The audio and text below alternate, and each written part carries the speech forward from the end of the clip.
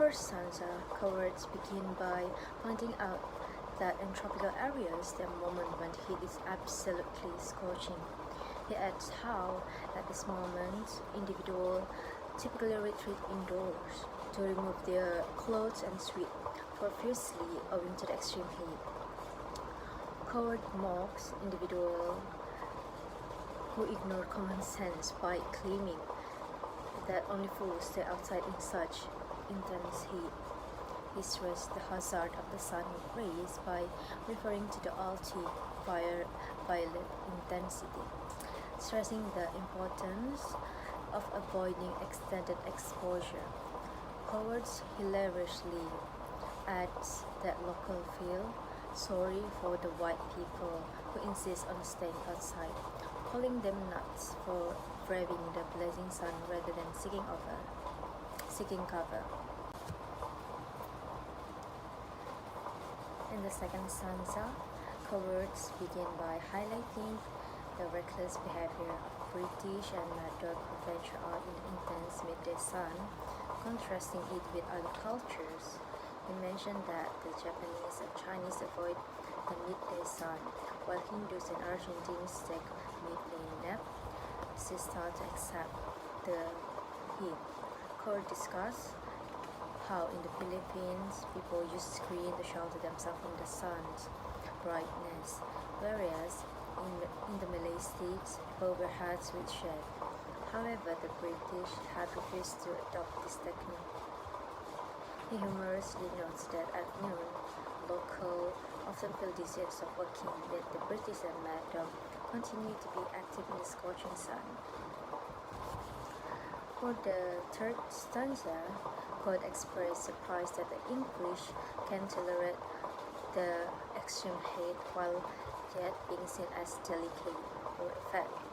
He humorously notes that whenever a British person rides out in the heat, the natives find it amusing because they hope the Englishman will accidentally impale his sun hat, solar top, on a tree due to his recklessness.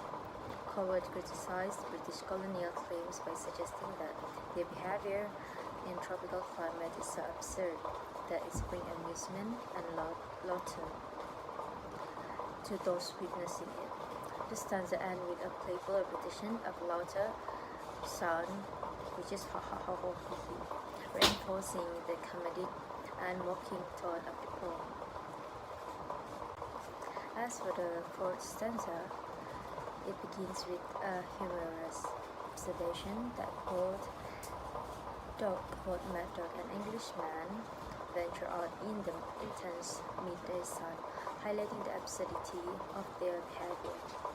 Coward mentioned that even the tough Burmese bandit doesn't understand why the English choose to be out in the heat, contrasting with the local in Rangoon who wisely avoid the midday sun by relaxing and having a drink.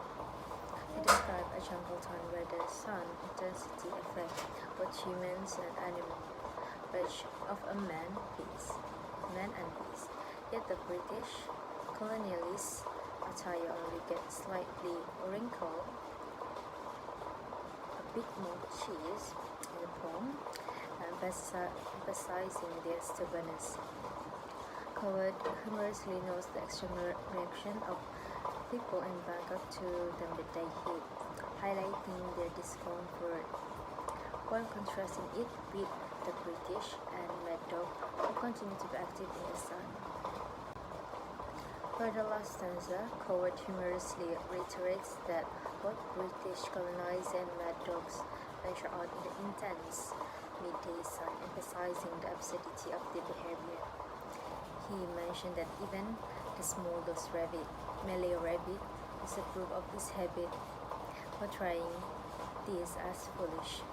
Howard described how in Hong Kong they strike a gong and fire a noonday gun to reprimand those who are black, contrasting the British lack of regard for the sun intensity. He contrasts the busy and uncomfortable behavior of the British with the peacefulness of places like Mangrove, Swamp and Bengal during midday day, where creatures like piton and caribous rest. Howard concludes the poem by humorously noting that in Bengal, movement is seldom done during midday due to the heat, yet the British perceives the activities despite the adverse condition. In summary, Noel Coward's satirical poem, Neither an Englishman, humorously criticized British colonizer in tropical climates. It contrasts the behavior under the scorching sun with the wisdom of locals and animals seeking shade. The poem used exaggerated imaginary and witty commentary to mock British colonial attitudes, highlighting the lack of adaptation and cultural arrogance in tropical settings. That's all. Thank you.